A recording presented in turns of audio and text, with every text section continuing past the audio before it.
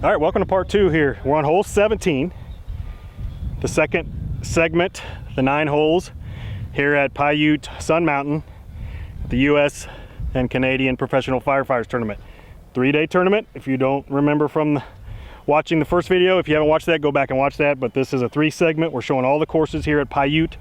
So anyway, we got a fun little match going with the guys that we're playing against, or with, I should say, and we're playing against them.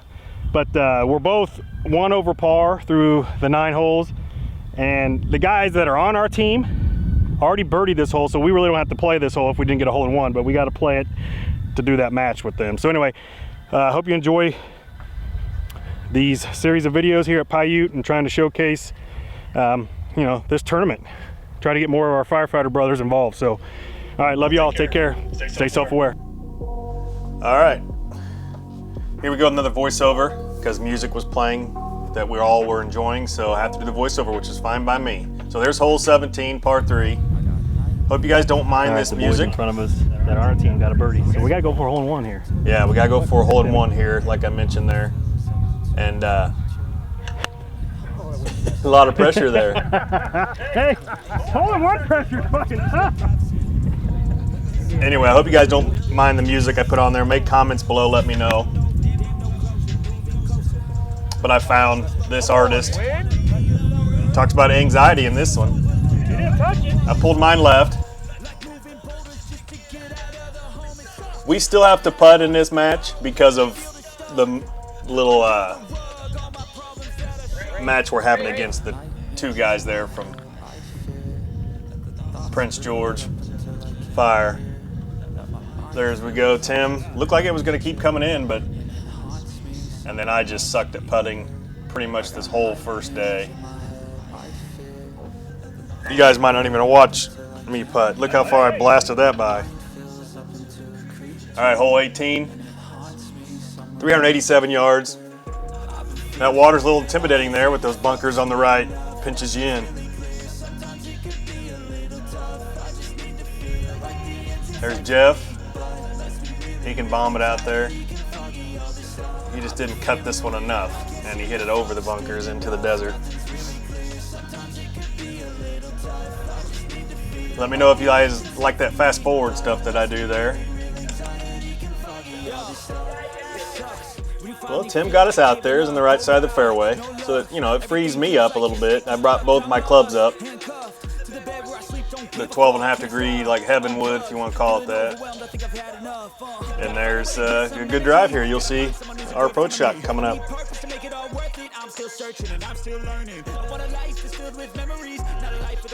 All right, that was Jeff. Just a different angle to show the golf course. Like I said, I like showcasing the courses. Tim hit a good shot here, but it just, you know, just went a little long. I think we were around 80 yards, 78 yards, something like that.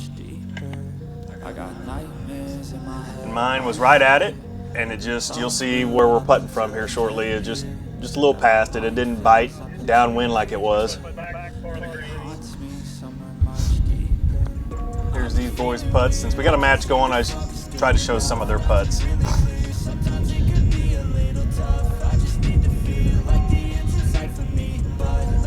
Had a good line, just had to have the pace, it looked like.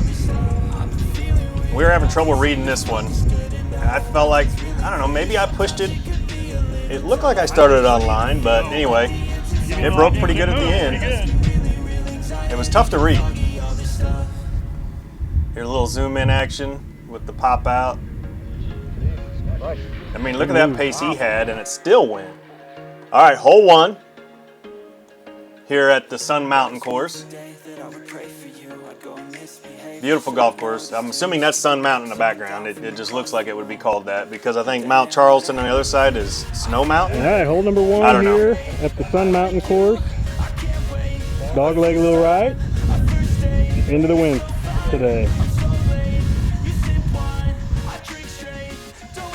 Yeah, it was into the wind. Like I said, I didn't say it earlier, but can't say like I said, but it was probably 20 mile an hour plus, if not, you know, 25 plus. Tim, 65 years old, saying he nutted it. But when he puts it out there, it kind of frees me up to, either go at it a little more or just, you know, get it in play, which is probably what I should do anyway. Just... All right, so one of their guys, the Prince George team, one of their guys hold out for an eagle, so they're still playing the hole because they got the match against us. Just left it out a little bit. It was the right club, I think.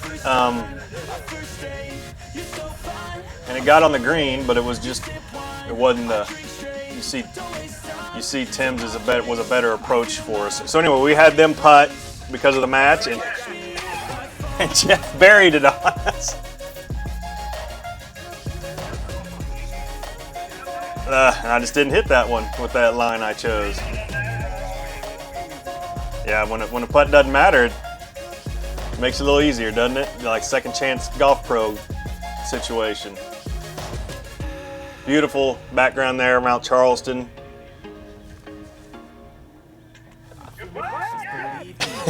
That's the only way we can make a putt. All right, theme of the day is we can't make a putt. We've had good looks, but I have a feeling they're gonna start falling here. So stay tuned, stay tuned. So the boys birdied, and the guy in front of them on their team eagled, but we had to make them putt for that, and then Jeffrey makes it. So, all right. You want to beat your match? We gotta beat. They're one up on us in our match. All right, hole 2. A little downhill here. Little side note on this hole. So this is one of the holes where the flood that happened back in September, it came through, and you'll see down here where our tee-ball ends up, where they had to re-sod stuff. But the course looks great after the flood went through, and they're doing some more construction, and you'll see some other holes that where they're making a catch pond and everything like that. Tim Hall, he hit a good one. So I had the camera up on the tee box. There was a little raise there, the tips. We played one up, and this angle is good looking down. Yeah, it's just zoomed in a little bit. It just brings that background a little further into the foreground. So Tim's joking with me here. Little side note is because I just got a Dr. Pepper, and that's my drink. So.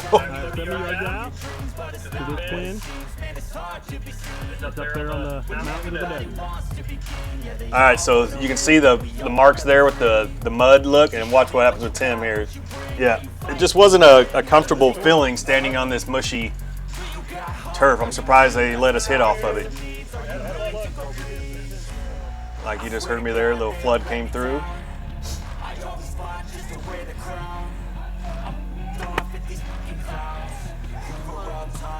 All right, I got this on. It's a little long.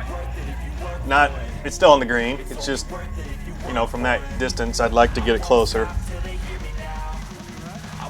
There we are, trying to talk and read that, but I kept that in there because of Mount Charleston in the background. It's just, you can go up there. There's skiing up there, hiking. They had it closed because of the flood, so my wife and I couldn't get up there.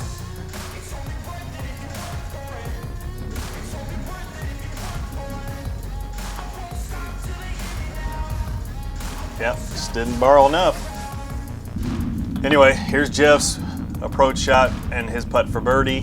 Good job. And yeah. Good down, brother. All right, these fellows are 2 up on us. I can hit it 220 for you. So, hey, we just gotta make some putts. That's key for us today.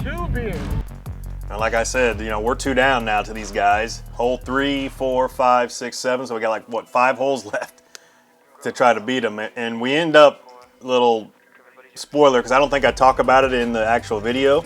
We end up, we pressed them.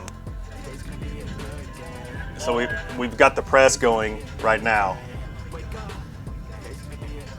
And here's where we finally start playing.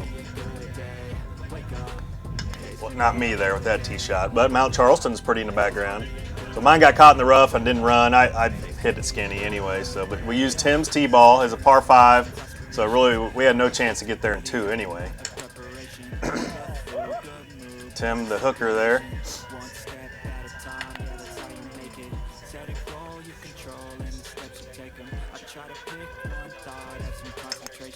I hit this one skinny, but you know, it's a wind cheater, I guess, if you want to look at it. I hit it solid, just hit it low.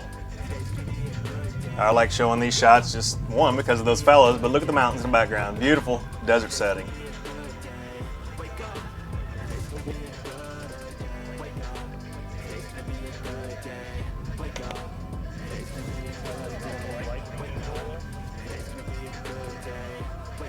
All right, Tim wasn't happy with that one, but it turned out okay. It was on the fringe, like pin high. You know, like I think I mentioned in the first video, you know, filming with new people and just playing with new people in a competition, you know, it took me a while to get comfortable through like the first 5 holes, I think, on the first video. So go back and watch that one. All right, here's their birdie putt.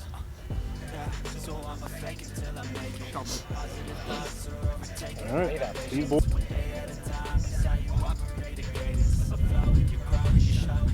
Yeah, from my angle, I thought he had that one. I couldn't tell how it was tracking. Ball but outside, okay. anyway, ball outside, and I just didn't hit this one. Maybe if I hit it, it missed it anyway. All right, Timmy's short game's been pretty good the whole time. Yes, sir! Yes, sir.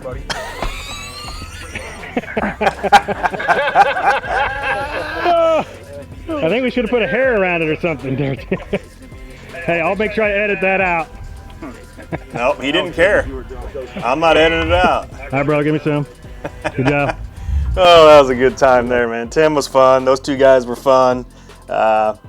Anyway, hole 4. So they're redoing this pond over here to catch a lot of the runoff water. You'll see the construction there. It's not a greenskeeper revenge. But look at that view. You know, use that back tee box again, that's elevated. But look at Tim. This one went right by the hole. You know, he had to use a 5-iron since he don't hit it as far anymore, but great shot. Like I said in the previous video, I can only imagine how good of a player he was, you know, 10 years ago, for that matter, at 55. So, yeah, I tried it. I think it's hitting like a 9-iron there, trying to muscle it, and I muscled it all right. It kicked off that hill and into the pseudo pond lake. All right, we were having trouble reading this one. To give you a side note on why I'm playing this clip so long.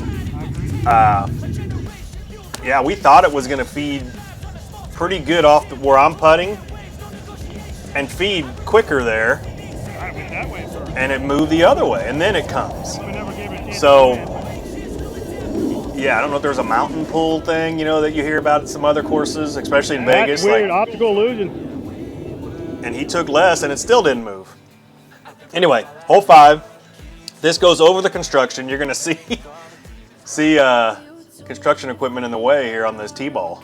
Pretty cool when you think about it, but it was playing downwind for us today. We were up the tee box because of all this, I think, and gave you a chance to maybe try to get up close to the green here. And so I went for it after Tim. No, I think Tim hit second. He was doing something else. So as you can see here, I put the clip second. So I went for it. Tim had us in play anyway if we didn't like where mine ended up. And mine ended up in the bunker. And he was probably like 100 back. So we felt like Tim wanted to do this one. And I'm glad he did, because you're going to see the result here. Wow, wait till you see it. I got a little still picture coming up to show you where it's at. I'm giving him the pound. Wow, that was a good shot. Look how close he put it, 3-4 feet. And then this dummy comes up. I had spin on it, top spin. I don't know who that dummy was hitting it, but Tim wanted me to putt first to try to get some confidence. And I'm taking my time because, again, I don't have confidence.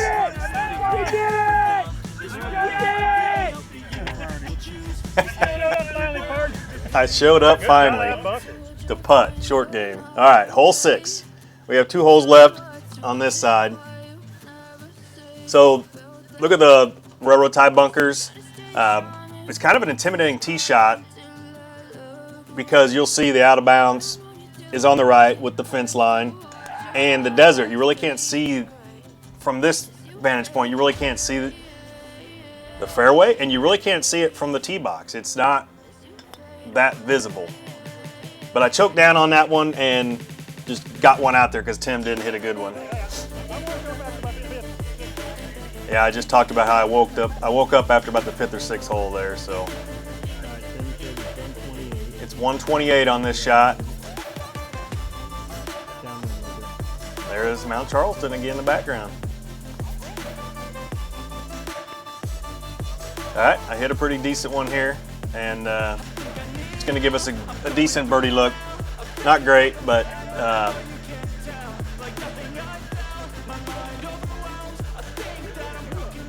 yeah, we thought Tim hit a great one here, and it just went long. On the fringe. Yeah, it was on the fringe deep. So mine was the best choice. Here's these guys' putt. Again, showing you the golf course in the background. It's just these 3 courses out there in the middle of nowhere. It's like 25 minutes north of Vegas. Beautiful setting. Get out there and play them if you haven't. And here we are taking our time trying to read this. This was another tough one to read. It's just, that's golf. That's what I love about it, is the grind. And I'm looking at myself putting there. I think my head's too far over the ball. Now that I've gotten back home, I've went and bought an arm lock putter that I'm rolling pretty good now, and you'll see that on a video I played in Phoenix. I'll get that out as soon as I can after I get all these out. All right, here's our last hole of round 1 at Sun Mountain. It's the scramble version, the format, and it's a par 5, so 501 yards. Beautiful, beautiful golf hole. All right, Tim, getting it out there for us. He does his scream there. Oh. All right, so now he freed me up. He was in play.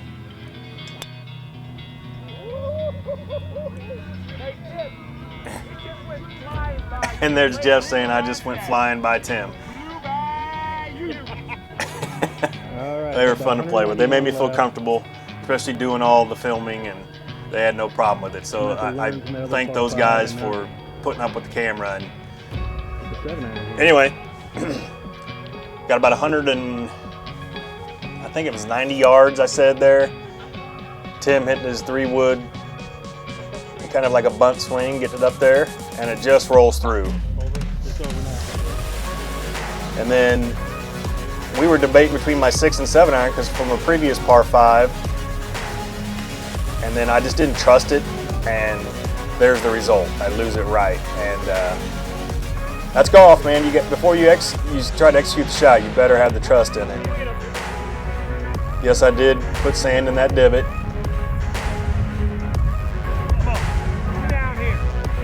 Yep, it didn't come as far as I thought it would.